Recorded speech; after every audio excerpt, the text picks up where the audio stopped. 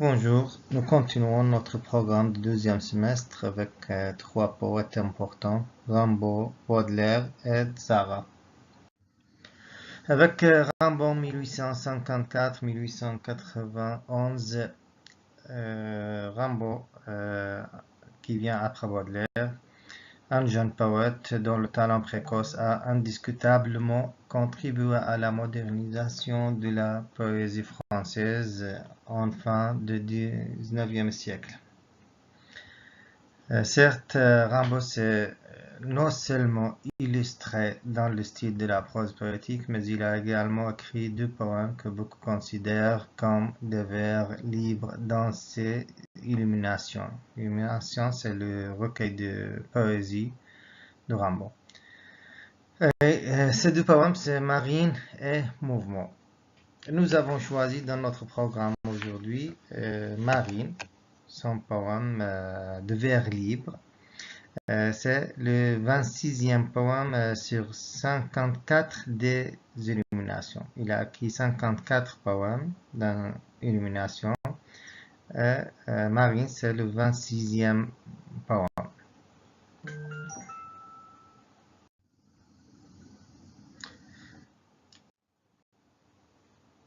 Marine.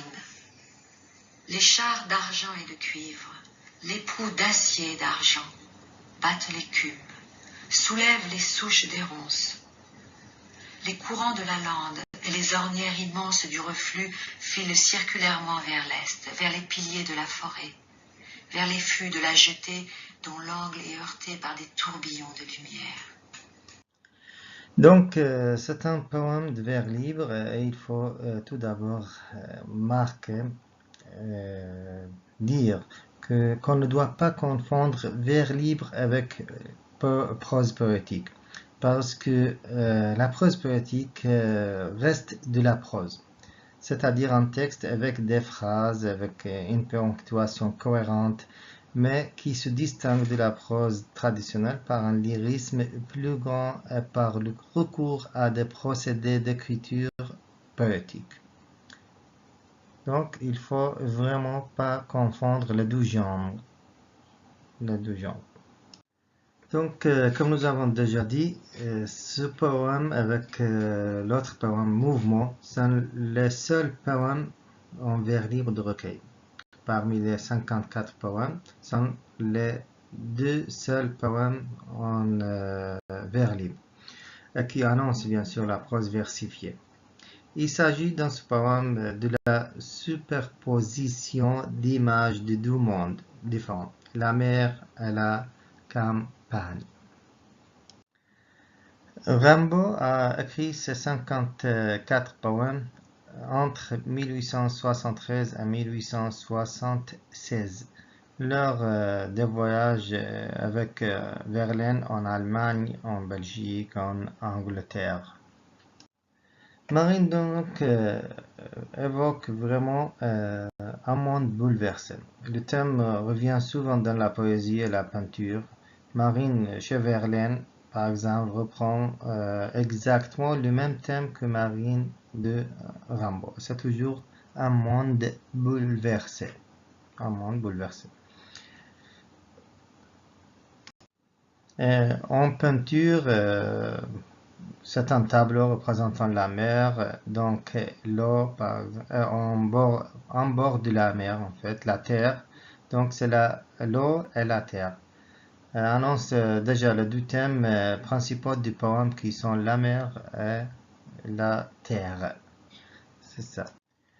Dans ce poème apparaît évidemment le refus de la versification et la fusion des éléments marins et des éléments terrestres. En fait, la terre devient marine et la marine devient comme un autre aspect de la terre. Donc, il y a un reflet. Ce poème le vers se compose de 7 syllabes, comme nous voyons par exemple, le premier et le deuxième vers se composent de 7 syllabes.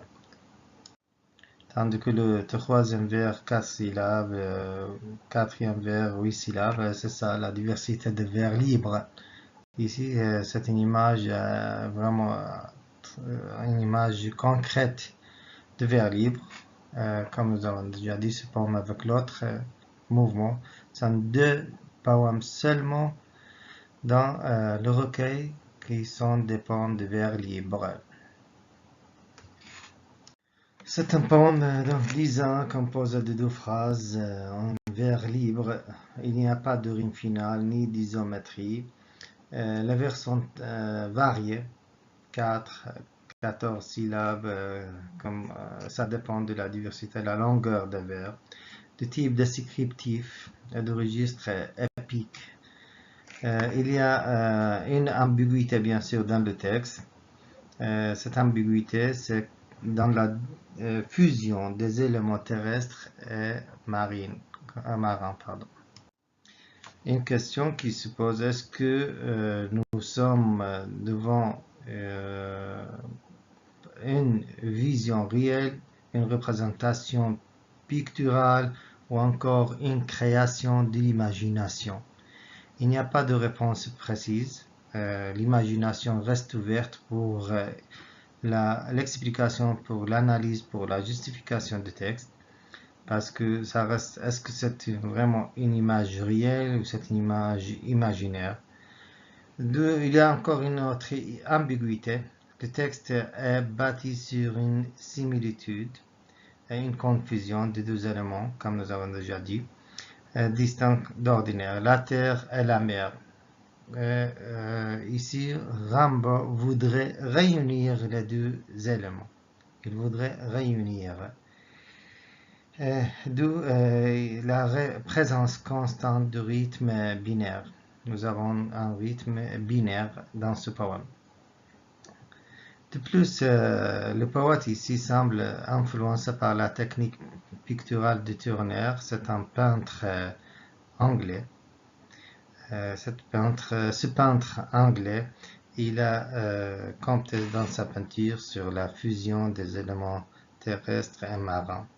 Et il paraît que Arthur Rimbaud a été très influencé par ce peintre pour mettre dans sa poésie de l'esprit de ce peintre. Enfin, il faut dire que dans ce poème, avec l'autre poème, Mouvement, les deux poèmes, ça veut dire les deux poèmes qu'il a mis dans ses illuminations, Rimbaud a essayé pour la première fois le vers libre. Nous passons maintenant à Baudelaire, le poète le plus célèbre. Il est là, ou il est peut-être même le plus célèbre du 19e siècle. Ce poète qui a, en incluant la modernité comme motif poétique, il a rompu avec l'esthétique classique. Il est aussi celui qui a popularisé le poème en prose. Donc vraiment grâce à Baudelaire que le poème en prose a pris son essor au 19e siècle. Il est né en 1821. Dans ses poèmes, il a tenté de tisser, de démontrer le lien entre le mal et la beauté, le bonheur et l'idéal inaccessible, à une passante, la violence et la volupté, une martyre entre le poète et son lecteur, avec hypocrite lecteur, mon semblable, mon frère, entre les artistes à travers les âges dans les phares. Donc, il y a une diversité vraiment étonnante qu'on peut trouver chez Baudelaire, dans la poésie de Baudelaire. En parallèle de poèmes graves comme Sympa Adam ou scandaleux pour l'époque comme Delphine et Hippolyte, il a exprimé la mélancolie. Meurthe et Arabanda, l'envie d'ailleurs dans l'invitation au voyage. Il a aussi extrait la beauté de l'horreur avec une charogne. Donc, c'est vraiment une dualité que Baudelaire a réussi largement dans sa poésie, de montrer largement dans sa poésie cette dualité entre le mal, la beauté, le bonheur, l'idéal, inaccessible, etc. C'était des marques qui distinguaient la poésie de Baudelaire.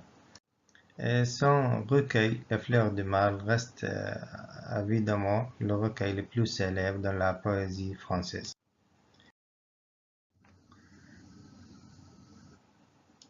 Nous passons maintenant pour un poème très célèbre de Baudelaire.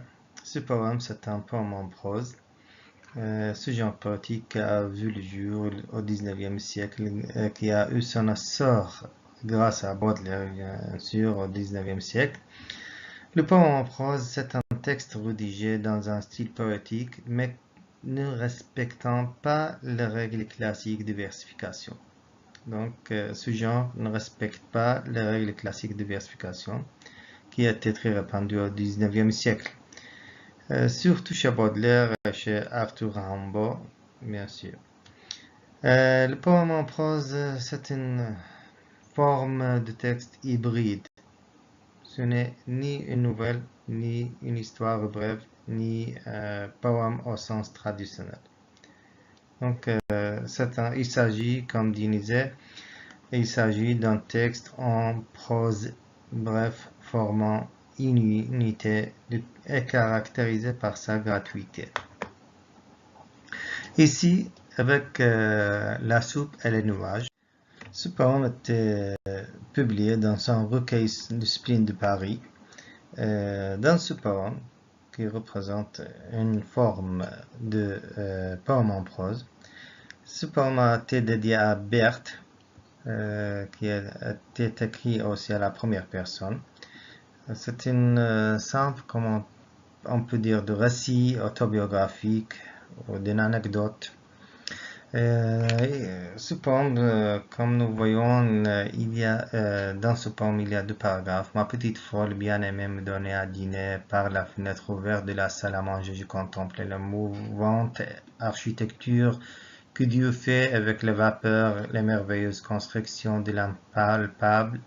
Et je me disais à travers ma contemplation, toutes ces fantasmagories sont presque aussi belles que les yeux de ma belle bien-aimée, la petite folle monstrueuse aux yeux verts. Et tout à coup, je reçus un violent coup de poing dans le dos. J'entendis une voix rauque et charmante, une voix hystérique comme un rouet par l'eau de vie. La voix de ma chère petite bien-aimée qui disait « Allez-vous bientôt manger votre soupe ?» sacre bordel du marchand de nuages. Donc, dans ce poème, comme nous voyons, il y a toujours ces deux thèmes, deux paragraphes, deux personnes, même avec le titre qui se compose de deux thèmes, soupe, nuage, un élément de la vie, un élément imaginaire. Il y a deux lieux dans ce poème. Il y a l'extérieur et il y a l'intérieur. Il y a deux personnes, le poète et sa bien-aimée. Et il y a les deux paragraphes, bien sûr. Il y a l'antithèse qui apparaît dans le titre, la soupe et les nuages. Il y a les nuages, le ciel, qui représente le ciel, le monde de rêve. Et il y a la soupe qui représente l'élément terrestre, l'élément de la terre, de la réalité.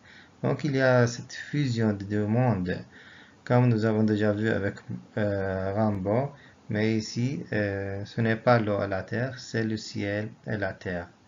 Donc il y a le rêve et la vérité, la réalité. Il y a la réalité vécue. Il y a l'opposition entre les deux personnes, entre le poète qui apparaît très délicat, rêveur, et la femme qui apparaît vulgaire, violente, alcoolique. Il y a le poète qui regarde à travers la fenêtre, ici. Donc, par la fenêtre ouverte de la salle à manger, je contemplais les mouvantes. Comme nous voyons, il y a la première personne du singulier, bien sûr, qui représente le poète lui-même, qui marque aussi que ce poème pourrait figurer un récit autobiographique. Donc, le poète qui regarde à travers la fenêtre, qui tourne le dos à la salle, qui s'évade à la contemplation du ciel, tandis qu'il y a à l'intérieur l'autre partie, la femme, la bien-aimée, le poète ici montre le décalage entre ses rêveries et la réalité. Ses rêveries à travers le visage, le paysage qu'il voit à travers la fenêtre et qui représente la partie imaginaire, et la réalité qui est représentée par l'existence de sa bien-aimée à l'intérieur. Donc ici la femme, tout le rêve du poète, car elle ne sait tenir compte que de la réalité pragmatique. Donc elle coupe cet essai de rêverie avec son violent coup de poing dans le dos du poète, avec le début du deuxième paragraphe, quand il dit tout à coup je reçois un violent coup de poing dans le dos. Donc ce mouvement, ce geste coupe le mouvement de rêverie chez le poète. Nous pouvons certainement dire que ce texte vraiment est très riche en parallélisme et opposition. Il est, comme nous avons déjà dit, il est bâti vraiment sur de fortes oppositions. Il faut dire que le quotidien urbain était présent dans le tableau parisien des Fleurs du Mal. Les Fleurs du Mal, c'est clair, le recueil le plus célèbre de Baudelaire dans la poésie française, surtout au XIXe siècle, et qui reste jusqu'à maintenant le plus célèbre. Donc, le quotidien urbain devient une source d'inspiration des petits poèmes en prose.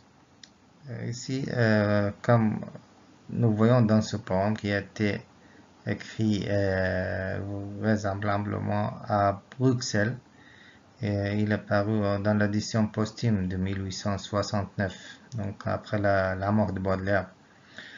Il apparaît ici dans le quotidien urbain apparaît très clair et très évident.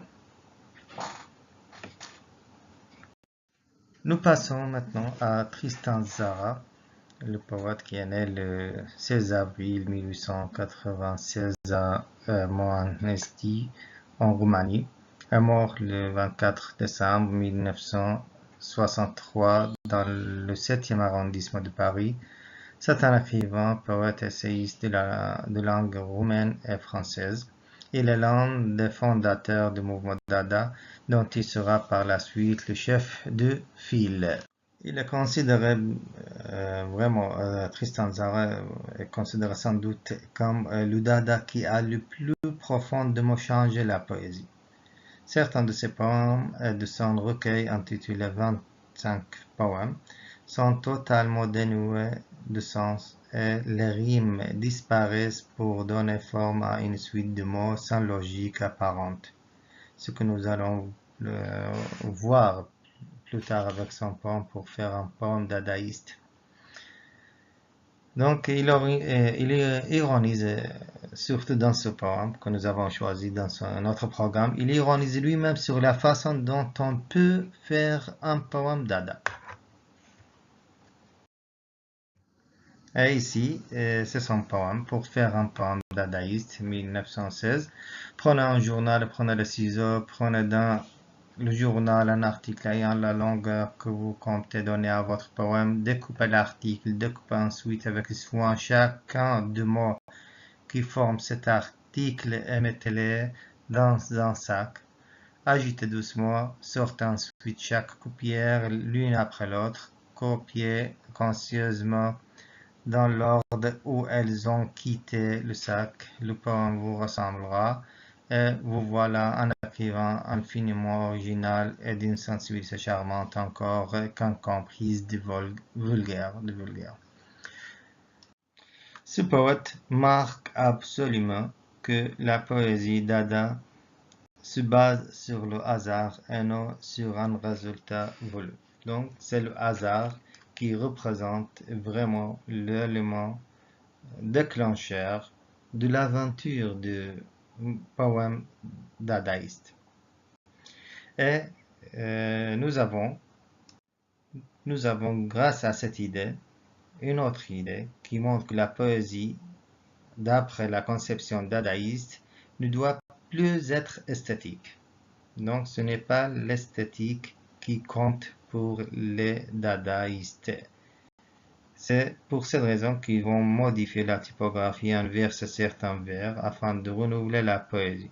Donc ils inversent quelques vers, ils ont modifié la typographie pour eux, c'est pour renouveler la poésie et d'en ressortir une autre forme. Ils cherchaient une autre forme. Ils laissaient à côté l'ancienne ou les anciennes formes de la poésie. C'est l'esprit dadaïste qui se retrouve dans ces caractéristiques. D'autres poètes comme Aragon, il y a beaucoup d'autres bien sûr, mais comme Aragon, ils ont également lancé dans l'écriture du poème ils se sont lancés dans l'écriture du poème à la façon de Dada. Chacun apportant une nouveauté qui sera ou pas reprise dans d'autres poèmes. Donc, beaucoup d'autres poèmes, ils ont essayé de renouveler la poésie française d'après leur conception, d'après la conception dadaïste. Dans ce poème, nous remarquons très clairement, dès le début, ce hasard qui compte et qui domine la forme poétique dadaïste. Prenez un journal, prenez le ciseau, choisissez dans le journal un article ayant la longueur que vous comptez à donner. Donc déjà la façon de prendre un journal, de prendre le ciseau, de choisir un article, c'est pourquoi? C'est pour choisir un poème. Découper l'article. Bon, c'est comme il donne vraiment une façon pour comment faire un poème en forme dans la conception, d'après la conception de mouvement Dada. Découper, ensuite, il faut encore découper. Chaque mot forme cet article. Il faut mettre tous les mots dans un sac, agiter. Après, il faut sortir chaque coupière l'une après l'autre. Le poème, on aura comme ça un poème. Tout simplement, c'est un poème simple, mais un poème qui marque la façon dont le poète lui-même ironise sur cette façon qu'on peut faire avec un poème Dada.